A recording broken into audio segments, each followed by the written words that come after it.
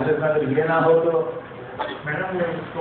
महोत्सव में न सिर्फ हिंदी साहित्य पर चर्चा हुआ थे बल्कि छत्तीसगढ़ी साहित्य लोक साहित्य पर लोग जो है बेहद चर्चा हुआ थे और यहाँ पूरा प्रदेश भर के दूर दराज के छत्तीसगढ़ी साहित्यकार मन जो है शिरकत करे पहुंचे हुए। इसमें साहित्यकार हमारे साथ थे संजीव तिवारी जी और ललित शर्मा जी। ये बताओ कि छत्तीसगढ़ी साहित्य वो दिन कक्का समृद्ध अभी आप पाता हो साहित्य महोत्सव के आयोजन से ओला कक्का लाभ होने वाला है भाई का है लोगन ये कहते कि हमारा साहित्य है समृद्ध नहीं है। ऐसे हमन यहाँ कैसन दूसर भाषा भाषी मन है ये बोलते हैं कि हमारा साहित्य समृद्ध नहीं है।